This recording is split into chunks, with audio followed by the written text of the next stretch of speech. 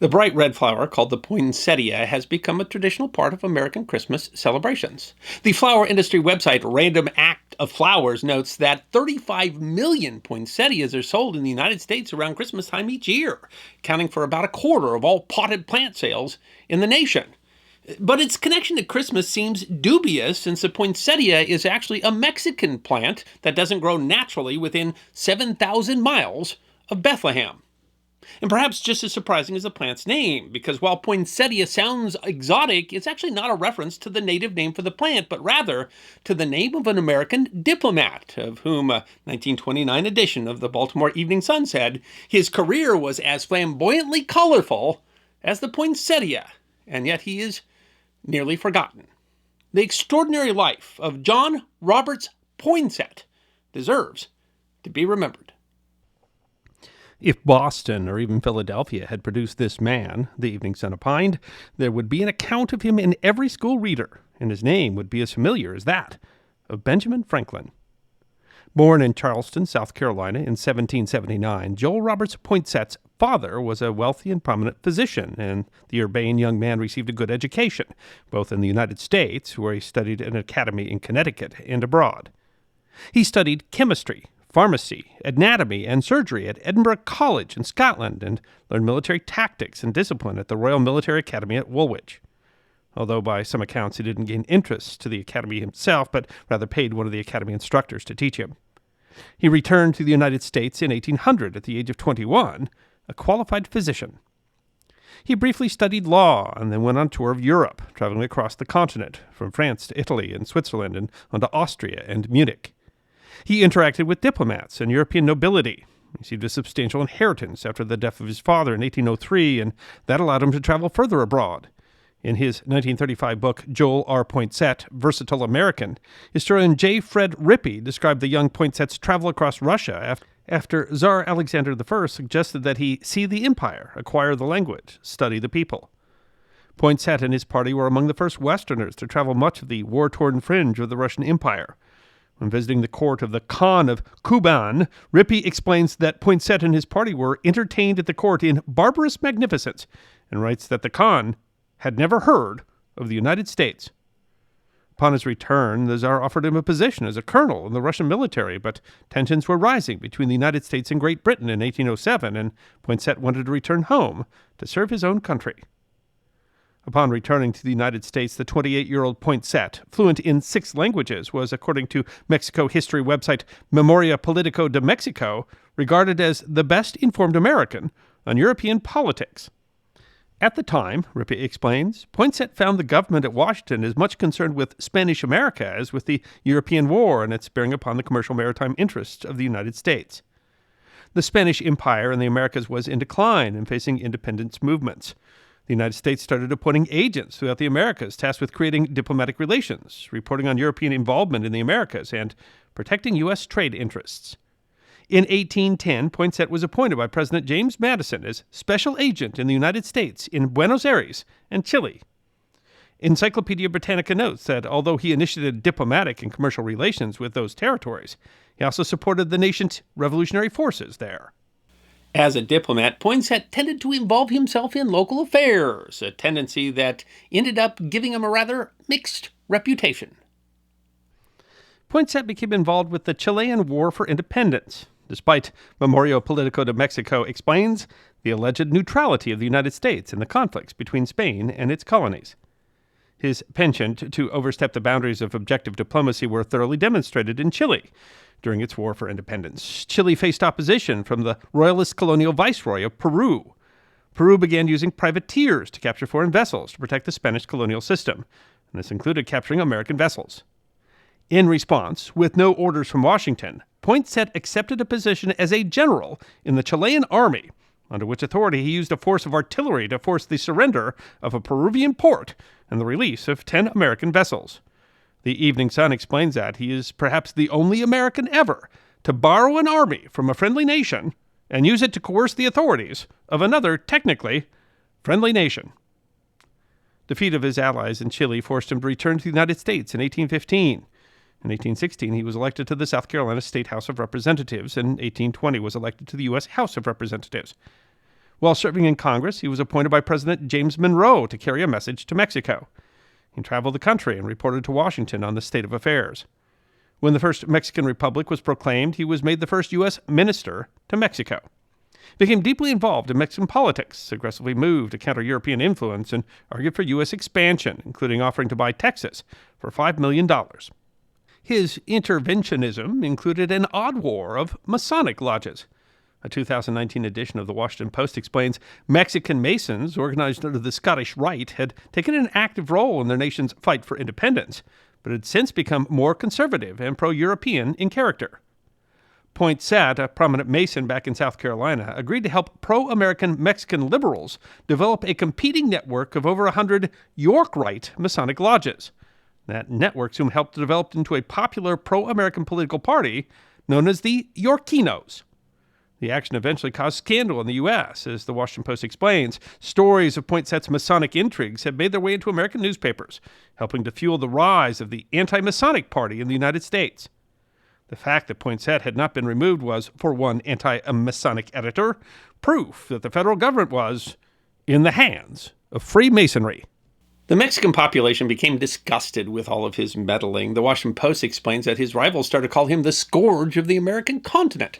And they coined a term, Poinsettismo, as a popular term for officious Yankee meddling, a complaint that to an extent remains between the two countries even up till today.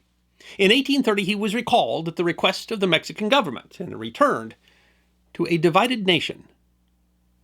Southern states opposed the federal tariff of 1828, a tariff intended to protect American manufacturers from foreign competition. Opposition to the tariff, largely led by U.S. Vice President John C. Calhoun, promoted the nullification argument, or the position that individual states could nullify congressional laws that the states deemed unconstitutional under the U.S. Constitution. Opposition to the so-called Tariff of Abominations led to a nullification movement in South Carolina that pitted the federal government against the state and threatened civil war. Poinsett supported maintaining the Union and opposed what he called the strange and pernicious argument for nullification. With the support of President Jackson and again a member of the South Carolina legislature, Poinsett created the South Carolina Unionist Party to oppose those supporting nullification.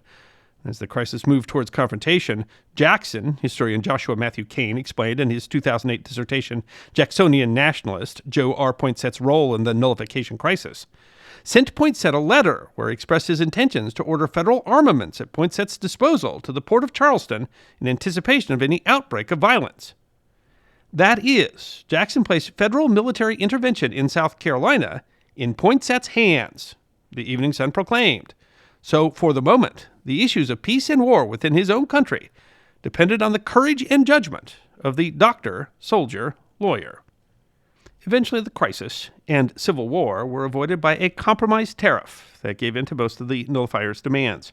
However, it was Poinsett, as Jackson's confidant, who kept the president apprised of events and attitudes, and so prevented missteps that could have led to war. King concludes that a major confrontation between South Carolina and the federal government was avoided due to Poinsett's connection with Jackson, which kept the latter informed of the actual state of affairs in South Carolina. Historian Robert McNamara wrote in a 2019 post on the website ThoughtCo, Poinsett's political and diplomatic skills helped to calm the crisis.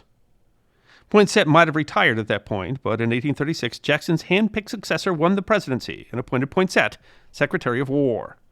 Ripley writes that the appointment was in part a recognition of Jackson's warm friendship and partly a reward for the Charlestonian services during the nullification controversy. It was a complex time that featured potential conflicts with Mexico and Britain, as well as internal struggles with Native American tribes. As Secretary of War, Poinsett was left with the responsibility of enforcing the Indian Removal Act and prosecuting the ongoing Second Seminole War. He engaged in significant reforms, including organizing and equipping light artillery regiments. And while not all of the reforms were successful, Kane notes that Secretary of War Poinsett would leave a deep mark on that department. Less remembered, but as important, was military exploration during his tenure. Encyclopedia Britannica explains he used his position to authorize an expedition in 1838, led by French scientist Joseph Nicolas Nicolet, with the assistance of American explorer and military officer John C. Fremont, to survey and map the region between the Mississippi and Missouri rivers. Poinsett also authorized an expedition by the explorer Charles Wilkes that reached Antarctica and sailed through the South Pacific Ocean and along the western coast of North America. Poinsett particularly put his stamp on the Wilkes expedition, called the United States Exploring Expedition. Smithsonian historian Pamela Henson explained in a 2010 edition of Smithsonian Magazine. He insisted when this global exploring expedition went out that it included scientists. They collected geological, biological, anthropological specimens throughout the trip. They were called scientifics. Not only did the expeditions under his tenure advance sciences such as oceanography and biology, but they then drove another of Poinsett's great accomplishments. In 1840, he helped to found a scientific committee called the National Institute for the Promotion of Science, which first served as a repository for artifacts brought back by the Wilkes expedition and had as its goal to promote the study of natural history and physical sciences. Smithsonian Magazine explains the artifacts collected on that expedition were brought back to Washington, D.C., and put on display, much like a modern-day museum exhibition, at the Patent Office building. But the organization had perhaps another purpose as well. In 1829, a wealthy Englishman named James Smithson had left an enormous bequest of $508,318 for an institution for an establishment for the increase and diffusion of knowledge among men in the United States. The money was accepted by Congress in 1836. There was a great deal of disagreement over how to serve the bequest.